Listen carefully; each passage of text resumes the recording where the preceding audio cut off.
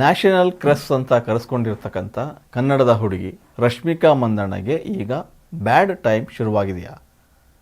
ಅವರ name fame ಮೆಲ್ಲನೆ ಕಡಿಮೆ ಆಗ್ತಾ ಇದೆಯಾ? ಇಂಥದ್ದೊಂದು ಪ್ರಶ್ನೆ ಈಗ ಎಲ್ಲರನ್ನೂ ಕೂಡ ಕಾಡ್ತಾ ಇದೆ.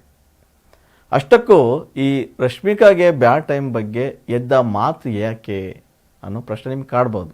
ಯಾಕೆ ಅಂದರೆ, Rashmika back to back hit ಸಿನಿಮಾವನ್ನು ಕೊಟ್ಟವರು. ರಶ್ಮಿಕಾ ಹೀರೋಯಿನ್ ಅನ್ನೋ ಕಾರಣಕ್ಕೆ ಆ ಸಿನಿಮಾಗಳು ಹಿಟ್ ಆಗಲಿಲ್ಲ. ಅಲ್ಲಿ ಒಳ್ಳೆಯ ಕಥೆ ಇರ್ತಾಯಿತ್ತು, ಅದ್ಭುತವಾದಂಥ ಸ್ಕ್ರೀನ್ ಪ್ಲೇ ಇರ್ತಾಯಿತ್ತು. ಅದಕ್ಕೂ ಮಿಗಿಲಾಗಿ ರಶ್ಮಿಕಾ ನಟಿಸಿದಂತಹ ಸಿನಿಮಾಗಳ ಹೀರೋಗಳ ಹವಾ ಏನು ಕಮ್ಮಿ ಇರಲಿಲ್ಲ. ಹಾಗಾಗಿ ಅದು ಹೀರೋ ಸಿನಿಮಾ ಅಷ್ಟೇ ಅಲ್ಲ, ನಿರ್ದೇಶಕರ ಸಿನಿಮಾ ಕೂಡ ಆಗಿತ್ತು. ಅಂತಹ ಸಿನಿಮಾದಲ್ಲಿ ರಶ್ಮಿಕಾ ನಾಯಕಿಯಾಗಿರ್ತಾ ಇದ್ದರು. ಹಾಗಾಗಿ ಆ ಸಿನಿಮಾಗಳು ಗೆಲುವನ್ನು ಕಾಣ್ತಾ ಇದ್ದವು ಅನ್ನೋದು ಮಾತು. ಅದು ಒಂದು ರೀತಿ ರಶ್ಮಿಕಾಗೆ ಬೋನಸ್ ಅಂತ ಹೇಳ್ಬೋದು. ಇನ್ನು ಸ್ಯಾಂಡಲ್ವುಡ್ನಲ್ಲಿ ಅಲ್ಲೊಂದು ಇಲ್ಲೊಂದು ಸಿನಿಮಾ ಮಾಡ್ತಿದ್ದ ರಶ್ಮಿಕಾ ಇಲ್ಲೂ ಕೂಡ ಸಕ್ಸಸ್ಫುಲ್ ಹೀರೋಗಳ ಜೊತೆನೇ ಕಾಣಿಸ್ಕೊಂಡಿದ್ರು. ಆ ಸಿನಿಮಾಗಳ ಗೆಲುವು ಕಾಣ್ತಾ ಇದ್ದಂಗೆ ಅವರು ಬೇರೆ ಕಡೆ ಮುಖ ಮಾಡಿದ್ರು. ಅಂದರೆ ನೋಡ್ತಿದ್ದಂತೆಯೇ ರಶ್ಮಿಕಾ ಸ್ಯಾಂಡಲ್ವುಡ್ಗೆ ಬಾಯ್ ಬಾಯ್ ಹೇಳಿ ಅತ್ತ ಟಾಲಿವುಡ್ಗೆ ಕೂಡ ಕಾಲಿಟ್ಟರು. ಕಾಲಿವುಡ್ನಲ್ಲೂ ಕೂಡ ಮೆಲ್ಲನೆ ಹವಾ ಎಪ್ಸೋಕ್ಕೆ ಶುರು ಮಾಡಿದ್ರು. ಅಲ್ಲೂ ಸೂಪರ್ ಸ್ಟಾರ್ ಹೀರೋಗಳಿದ್ದರು. ಆ ಕಾರಣಕ್ಕೆ ಆ ಸಿನಿಮಾಗಳು ಗೆದ್ದವು. ರಶ್ಮಿಕಾಗೆ ಮೆಲ್ಲಗೆ ಬೇಡಿಕೆ ಹೆಚ್ಚಾಗ್ತಾ ಹೋಯಿತು. ಸೌತ್ ಫಿಲಮ್ಗಳಲ್ಲಿ ಸಿಕ್ಕಾಪಟ್ಟೆ ಬ್ಯುಸಿ ಇರ್ತಕ್ಕಂಥ ಹೊತ್ತಲ್ಲೇ ರಶ್ಮಿಕಾ ಬಾಲಿವುಡ್ ಕಡೆ ಮುಖ ಮಾಡಿದ್ರು. ಬಾಲಿವುಡ್ ಕೂಡ ಕೈ ಬೀಸಿ ಕರೀತು. ಕೈಯಲ್ಲಿದ್ದಂಥ ಒಂದಷ್ಟು ಪ್ರಾಜೆಕ್ಟ್ಗಳನ್ನು ಬದಿಗೊತ್ತಿದ್ದ ರಶ್ಮಿಕಾ ಬಾಲಿವುಡ್ ಅಂಗಳಕ್ಕೆ ಜಿಗಿದ್ರು. ಏನೋ ದೊಡ್ಡ ಕನಸು ಕಟ್ಕೊಂಡು ಬಾಲಿವುಡ್ನತ್ತ ಕಣ್ಣಿಟ್ಟಿದ್ದ ರಶ್ಮಿಕಾಗೆ ಅಲ್ಲಿ ಕೂಡ ಹೇಳಿಕೊಳ್ಳುವಂತಹ ದೊಡ್ಡ ಗೆಲುವು ಏನು ಸಿಗಲಿಲ್ಲ. ಮೊದಲ ಸಲವೇ ಅವರು ಸಲ್ಮಾನ್ ಖಾನ್ ಜೊತೆ ನಟಿಸುವಂಥ ಅವಕಾಶ ಸಿಕ್ತು. ಆ ಸಿನಿಮಾ ಮೇಲೆ ಸಾಕಷ್ಟು ನಿರೀಕ್ಷೆ ಇತ್ತು. ಆದರೆ ಆ ನಿರೀಕ್ಷೆ ಹುಸಿಯಾಯಿತು. ಸಿನಿಮಾ ಗಲ್ಲಾಪೆಟ್ಟಿಗೆಯಲ್ಲಿ ಸೋಲನ್ನು ಅನುಭವಿಸ್ತು. ಸದ್ಯ ರಶ್ಮಿಕಾಗೆ ಬ್ಯಾಡ್ ಟೈಮ್ ಶುರುವಾಗಿದೆ. ಈಗ ಸದ್ಯಕ್ಕೆ ಆ ಮಾತು ಎಲ್ಲ ಕಡೆ ಟ್ರೆಂಡಿಂಗ್ನಲ್ಲಿದೆ ಅನ್ನೋದು ವಿಶೇಷ. ಸಿಕಂದರ್ ಸಿನಿಮಾ ಯಾವಾಗ ಸೋಲ್ ಕಾಣ್ತೋ ಅಲ್ಲಿಂದಲೇ ರಶ್ಮಿಕಾಗೆ ಬ್ಯಾಡ್ ಟೈಮ್ ಕೂಡ ಶುರುವಾಗೋಕ್ಕೆ ಶುರುವಾಯಿತು.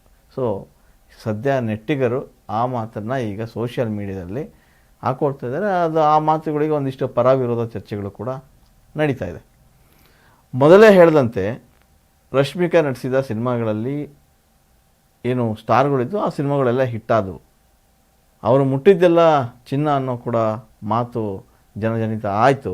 ಕಾರಣ ಅನಿಮಲ್ಲು, ಪುಷ್ಪಟ್ಟು, ಚಾವ ಹೀಗೆ ಕೆಲ ಸಿನಿಮಾಗಳು ಕೋಟಿ ಕೋಟಿ ಬಾಚಿಕೊಂಡು ಅವೆಲ್ಲ ಹಿಟ್ ಲಿಸ್ಟ್ನ ಸೇರಿಕೊಂಡು ಬ್ಯಾಕ್ ಟು ಬ್ಯಾಕ್ 3 ಸಿನಿಮಾನ ಹಿಟ್ ಕೊಟ್ಟಿದ್ದಂಥ ರಶ್ಮಿಕಾಗೆ ಬಾಲಿವುಡ್ಡಲ್ಲಿ ಸಿನಿಮಾ ಸಿಕಂದರ್ ಅನ್ನೋ ಚಿತ್ರ ಇದೆಯಲ್ಲ ಅದು ಮಾತ್ರ ಕೈ ಹಿಡಿಯಲೇ ಇಲ್ಲ. ಆ ಸಿನಿಮಾಗಳಿಗೆ ಒಳ್ಳೆಯ ಮಾತುಗಳು ಕೇಳಿ ಬರಲಿಲ್ಲ. ಆ ಕಾರಣಕ್ಕೆ ರಶ್ಮಿಕಾ ಸದ್ಯ ಬ್ಯಾಡ್ ಟೈಮ್ ಶುರು ಅನುಭವಿಸ್ತಾ ಇದ್ದಾಳೆ ಅನ್ನೋ ಮಾತುಗಳು ಕೇಳಿ ಬರ್ತಾ ಇದ್ದಾವೆ. ಏನೋ ಅವಕಾಶ ಬಂತು ಅಂತ ಸಿಕಂದರ್ ಸಿನಿಮಾ ಒಪ್ಕೊಂಡು ರಶ್ಮಿಕಾ ಎಡವಟ್ಟು ಮಾಡ್ಕೊಂಡು ಬಿಟ್ರಾ ಅಂಥೇಳಿ ನೆಟ್ಟಿಗರು ಈಗ ಮಾತುಗಳನ್ನು ಹಂಚ್ಕೊಳ್ತಾ ಇದ್ದಾರೆ. ಇನ್ನು ಬಾಲಿವುಡ್ನ ಸಲ್ಮಾನ್ ಖಾನ್ ಕೂಡ ಸಾಲು ಸಾಲು ಸಿನಿಮಾಗಳಲ್ಲಿ ನಟಿಸಿ ಸೋಲನ್ನು ಕಂಡಂಥವರು. ಸೌತ್ ಹೀರೋಯಿನ್ ಸಕ್ಸಸ್ಫುಲ್ ಸಿನಿಮಾದಲ್ಲಿದ್ದಾರೆ. ಹಾಗಾಗಿ ಸಿಕಂದರ್ ಸಿನಿಮಾದಲ್ಲೂ ಇದ್ದರೆ ಗೆಲುವು ಸುಲಭ ಅಂತ ಅಂದ್ಕೊಂಡಿದ್ರು. ಭಾಳಷ್ಟು ಜನ ರಶ್ಮಿಕಾ ಇದ್ದರೆ ಗೆಲ್ಬೋದು ಅಂತ. ಆದರೆ ರಶ್ಮಿಕಾ ಇದ್ದರೂ ಕೂಡ ಸಿಕಂದರ್ ಗೆಲುವಿನ ಲೆಕ್ಕಾಚಾರ ಉಲ್ಟಾ ಹೊಡೀತು.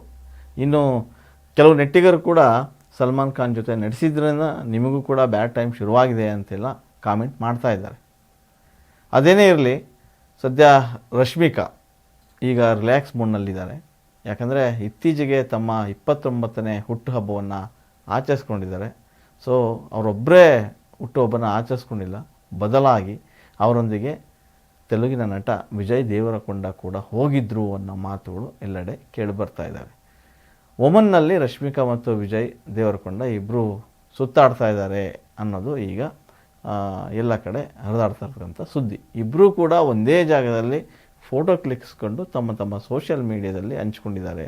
ಸೊ ಹಾಗಾಗಿ ಕೂತಿರೋ ಜಾಗ ಒಂದೇ ಲೊಕೇಶನ್ ಆಗಿರೋದ್ರಿಂದ ಇಬ್ಬರು ಜೊತೆಗಿದ್ದಾರೆ ಅಂತೇಳಿ ಈಗ ಫ್ಯಾನ್ಸು ಮಾತಾಡ್ಕೊಳ್ತಾ ಇದ್ದಾರೆ. ಆದರೆ ರಶ್ಮಿಕಾ ಆಗಲಿ ಅಥವಾ ವಿಜಯ್ ದೇವರಕೊಂಡ ಆಗಲಿ ಎಲ್ಲೂ ಕೂಡ ಆ ಬಗ್ಗೆ ಮಾತಾಡಿಲ್ಲ. ಕಾರಣ ಸದ್ಯ ರಶ್ಮಿಕಾ ಅವರಿಗೆ ಬೇಡಿಕೆ ಇದೆ. ಸೊ ಈಗಲೇ ಅದಕ್ಕೆಲ್ಲ ಒಪ್ಕೊಂಡ್ಬಿಟ್ರೆ ಬೇಡಿಕೆ ಕೂಡ ಒಂದು ಸ್ವಲ್ಪ ಕುಗ್ಗಬಹುದು. ಆ ಕಾರಣಕ್ಕೆ ಅವರು ಎಲ್ಲೂ ಕೂಡ ಡೇಟಿಂಗ್ ಮಾಡ್ತಾ ಇರೋ ವಿಷಯವನ್ನು ಹೇಳ್ಕೊಂಡಿಲ್ಲ ಅಂತ ಅನಿಸುತ್ತೆ. ಆದರೆ ನೆಟ್ಟಿಗರ ಕಣ್ಣಿಗೆ ಇವರಿಬ್ಬರ ಸುತ್ತಾಟ ಬೀಳದೇ ಇರುತ್ತಾ? ಇರಲಿ, ರಶ್ಮಿಕಾ ಸದ್ಯ ಬಾಲಿವುಡ್ನ ಒಂದೆರಡು ಸಿನಿಮಾಗಳನ್ನು ಒಪ್ಕೊಂಡಿದ್ದಾರೆ.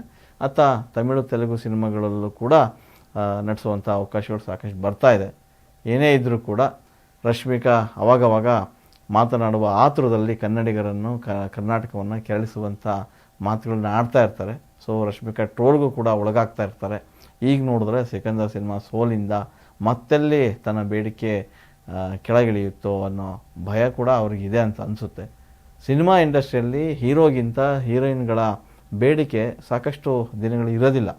ಮಿನಿಮಮ್ ಅಂದರೆ ಒಂದು 5 ವರ್ಷ, ಅದಕ್ಕೂ ಹೆಚ್ಚೆಂದರೆ ಇನ್ನೊಂದು 2 ವರ್ಷ ಹೀರೋಯಿನ್ಗಳು ಸಿನಿಮಾ ಇಂಡಸ್ಟ್ರಿಯಲ್ಲಿ ಒಂದು ಸ್ವಲ್ಪ ತಮ್ಮ ಬೇಡಿಕೆಯನ್ನು ಹೆಚ್ಚಿಸ್ಕೊಂಡಿರ್ಬೋದು ಅಷ್ಟೇ. ಆಮೇಲೆ ಕ್ರಮೇಣ ತಮ್ಮ ಬೇಡಿಕೆ ಇಳಿಯುತ್ತೆ. ಸೊ ಇಳಿದಾದಾಗ ಬೇರೆ ಬೇರೆ ಪಾತ್ರಗಳ ಮೊರೆ ಹೋಗ್ಬೋದು, ಇಲ್ಲ ಅಂತಂದರೆ ಇನ್ನು ಬೇರೆ ಬೇರೆ ಕೆಲಸಗಳನ್ನೇ ತೊಡಸ್ಕೋಬೋದು. ಸೊ ಈಗ ಸಿಕಂದರ್ ಸೋಲು ಒಂದಷ್ಟು ಗಾಬರಿ ಪಡಿಸಿರೋದಂತೂ ನಿಜ. ಇನ್ನೆರಡು ಸಿನಿಮಾ ಇದೇ ಸಾಲಿಗೆ ಏನಾದರೂ ಸೇರಿದರೆ, ಅಂದರೆ ಸೋಲನ್ನು ಅನುಭವಿಸಿದರೆ, ಅತ್ತ ರಶ್ಮಿಕಾ ಅವರನ್ನು ಹುಡುಕಿ ಯಾರೊಬ್ಬರು ಕೂಡ ಹೋಗೋದಿಲ್ಲ ಅನ್ನೋ ಮಾತು ಈಗ ಎಲ್ಲ ಕಡೆ ಹರಿದಾಡ್ತಾ ಇದೆ.